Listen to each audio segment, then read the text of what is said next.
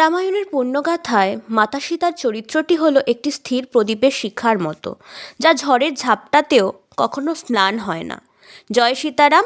আজ আমরা সীতা চল্লিশার পঞ্চম চপাইয়ের বিষয়ে জানব, যার মধ্যে লুকিয়ে আছে মাতা সীতার অবর্ণনীয় রূপ এবং রাজর্ষি জনকের আয়োজিত সেই অভাবনীয় স্বয়ম্বর সভার বর্ণনা। কবিতা সীতা চল্লিশার পঞ্চম চপাইয়ের প্রথম লাইনে উল্লেখ করছেন সিয়া রূপ ভয় মানবা অতি। এখানে মানবা অতি অর্থাৎ মানুষের কল্পনার অতীত।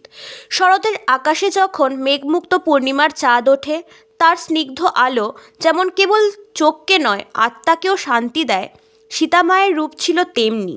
তার সৌন্দর্য কোনো পার্থিব প্রসাধন বা অলঙ্কারের ছিল না, তা ছিল ভোরের ঘাসের উপর পড়ে থাকা শিশির বিন্দুর মতো নির্মল এবং পবিত্র।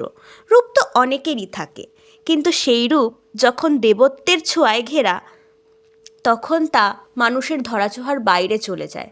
মিথিলার রাজপ্রাসাদে তিনি যখন বিচরণ করতেন, মনে হতো স্বয়ং লক্ষ্মী মর্তের ধূলিকণাকে ধন্য করতে নেমে এসেছেন। এবং কবিতার দ্বিতীয় লাইনে বলছেন রাচো স্বয়ম্বর জনক মহীপতি। রাজা জনক ছিলেন একজন মহাজ্ঞানী রাজা, কিন্তু পিতার হৃদয়ে তিনি ছিলেন সচেতন এক অভিভাবক। তাই তিনি আয়োজন করেছিলেন মহিমান্বিত এক স্বয়ম্বর সভার। একটি বহুমূল্য হীরে যেমন কোনো সাধারণ ধাতু দিয়ে কাটা যায় না, তাকে কাটতে হীরেরই প্রয়োজন, তেমনি সীতারূপী সেই দিব্যরত্নকে অর্জনের জন্য রাজা জনক এক অজেয় শক্তির পরীক্ষা রাখলেন। মহাদেবের সেই বিশাল পিনাক ছিল ধর্মের প্রতীক।